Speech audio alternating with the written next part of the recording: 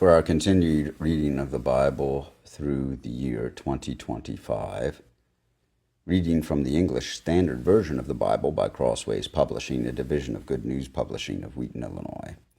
A reading of the book The Acts of the Apostles, chapters 22 through 24, beginning Acts chapter 22.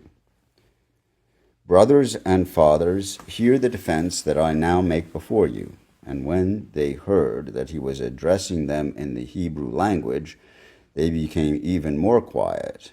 And he said, I am a Jew, born in Tarsus in Cilicia, but brought up in this city, educated at the feet of Gamaliel according to the strict manner of the law of our fathers, being zealous for God, as all of you are this day.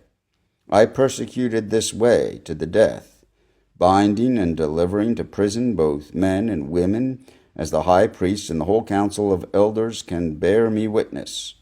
From them I received letters to the brothers, and I journeyed toward Damascus to take those also who were there, and bring them in bonds to Jerusalem to be punished. As I was on my way and drew near to Damascus about noon, a great light from heaven suddenly shone around me. And I fell to the ground, and heard a voice saying to me, Saul, Saul, why are you persecuting me? And I answered, Who are you, Lord? And he said to me, I am Jesus of Nazareth, whom you are persecuting. Now those who were with me saw the light, but did not understand the voice of the one who was speaking to me. And I said, What shall I do, Lord? And the Lord said to me, Rise and go into Damascus, and there you will be told all that is appointed for you to do. And since I could not see because of the brightness of that light, I was led by the hand by those who were with me, and came into Damascus.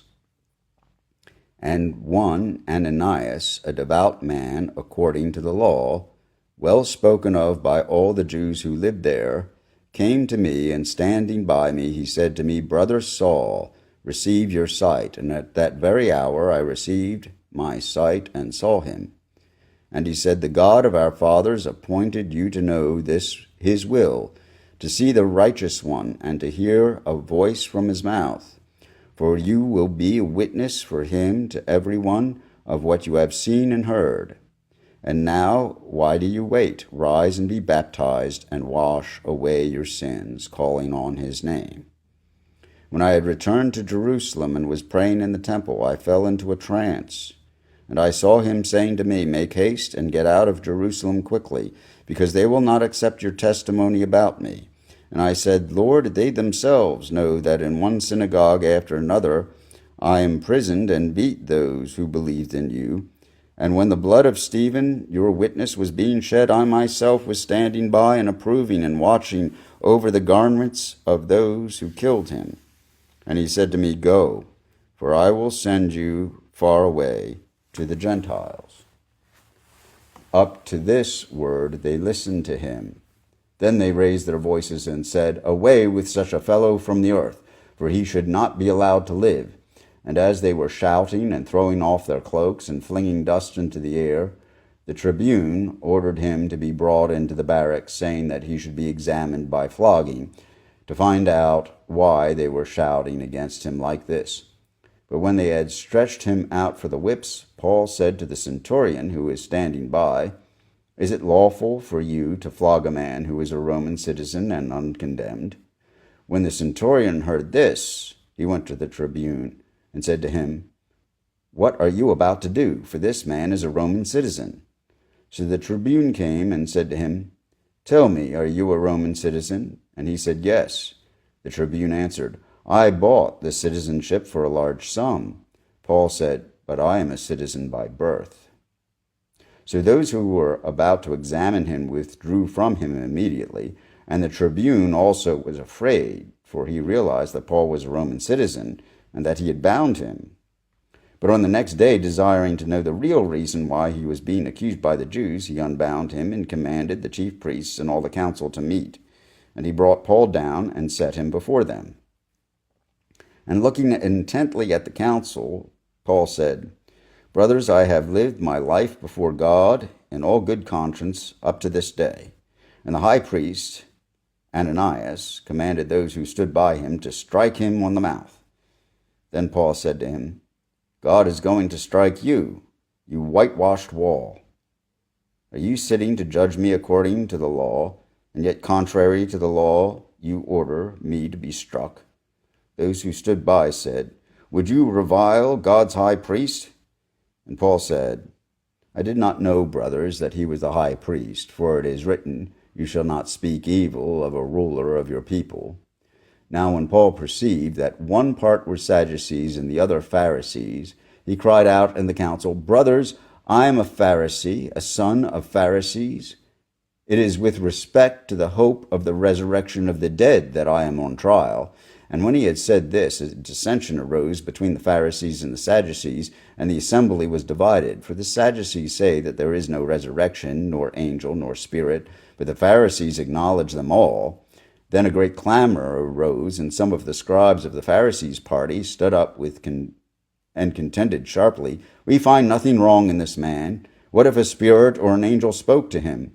And when the dissension became violent, the tribune, afraid that Paul would be torn to pieces by them, commanded the soldiers to go down and take him away from among them by force and bring him into the barracks.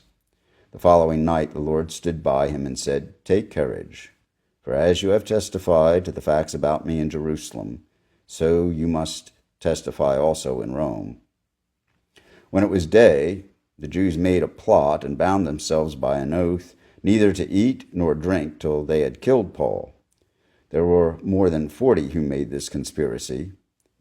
They went to the chief priests and elders and said, We have strictly bound ourselves by an oath to taste no food till we have killed Paul. Now therefore, along with the council, give notice to the tribune to bring him down to you, as though you were going to determine his case more exactly, and we are ready to kill him before he comes near. Now the sons of Paul's sister heard of their ambush. So he went and entered the barracks and told Paul. Paul called one of the centurions and said, Take this young man to the tribune, for he has something to tell him. So he took him and brought him to the tribune and said, Paul the prisoner called me and asked me to bring this young man to you, as he has something to say to you. The tribune took him by the hand and going aside asked him privately, What is it that you have to tell me? And he said, The Jews have agreed to ask you to bring Paul down to the council tomorrow, as though they were going to inquire somewhat more closely about him. But do not be persuaded by them. For more than 40 of their men are lying in ambush for him, who have bound themselves by an oath, neither to eat nor drink till they have killed him.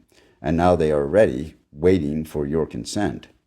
So the tribunes dismissed the young man, charging him, Tell no one that you have informed me of these things. Then he called 2 of the centurions and said, Get ready 200 soldiers with 70 horsemen and 200 spearmen, and go as far as Caesarea at the 3rd hour of the night. Also provide mounts for Paul to ride, and bring him safely to Felix the governor. And he wrote a letter to this effect. Claudius Lysias, to his excellency the governor Felix, greetings. This man was seized by the Jews and was about to be killed by them when I came upon them with the soldiers and rescued him, having learned that he was a Roman citizen, and desiring to know the charge for which they were accusing him, I brought him down to their council. I found that he was being accused about questions of their law, but charged with nothing deserving death or imprisonment. And when it was disclosed to me that there would be a plot against the man, I sent him to you at once, ordering his accusers also to state before you what they have against him. So the soldiers, according to their instructions, took Paul and brought him by night to Antipatris. And on the next day they returned to the barracks, letting the horsemen go on with him. When they had come to Caesarea and delivered the letter to the governor, they presented Paul also before him.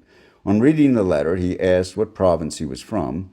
And when he learned that he was from Cilicia, he said, I will give you a hearing when your accusers arrive. And he commanded him to be guarded in Herod's praetorium.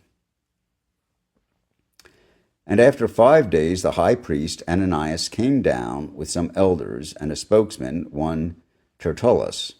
They laid before the governor their case against Paul, and when he had been summoned, Tertullus began to accuse him, saying, Since Through you we enjoy much peace, and since by your foresight, most excellent Felix, reforms are being made for this nation, in every way and everywhere we accept this with all gratitude. But to detain you no further, I beg you in your kindness to hear us briefly, for we have found this man a plague, one who stirs up riots among all the Jews throughout the world, and is a ringleader of the sect of the Nazarenes. He even tried to profane the temple, but we seized him. By examining him yourself, you will be able to find out from him about everything of which we accuse him. The Jews also joined in the charge, affirming that all these things were so.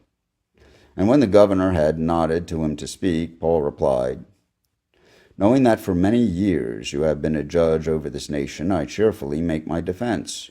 You can verify that it is not more than 12 days since I went up to worship in Jerusalem, and they did not find me disputing with anyone or stirring up a crowd, either in the temple or in their synagogues or in the city. Neither can they prove to you what they now bring up against me. But this I confess to you, that according to the way, which they call a sect, I worship the God of our fathers, believing that everything laid down by the law and written in the prophets, having a hope in God, which these men themselves accept, that there will be a resurrection of both the just and the unjust. So I always take pains to have a clear conscience toward both God and man.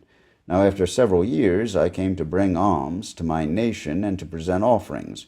While I was doing this, they found me purified in the temple without any crowd or tumult, but some Jews from Asia, they ought to be here before you, and to make an accusation should they have anything against me. Or else let these men themselves say what wrongdoing they found when I stood before the council.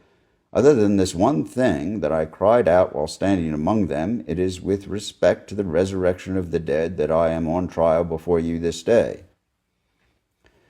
But Felix, having a rather accurate knowledge of the way, put them off, saying, when Lysias the tribune comes down, I will decide your case. Then he gave orders to the centurion that he should be kept in custody, but have some liberty, and that none of his friends should be prevented from attending to his needs. After some days, Felix came with his wife, Drusilla, who was Jewish, and he sent for Paul and heard him speak about faith in Christ Jesus. And as he reasoned about righteousness and self-control and coming judgment, Felix was alarmed and said, go away for the present. When I get an opportunity, I will summon you. At the same time, he hoped that money would be given him by Paul, so he sent for him often and conversed with him.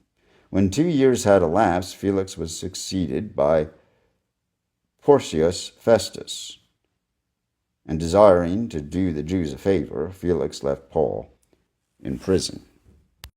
Here ends the reading of the Acts of the Apostles, chapters 22 through 24, read in the English Standard Version of the Bible by Crossways Publishing, a division of Good News Publishing of Wheaton, Illinois.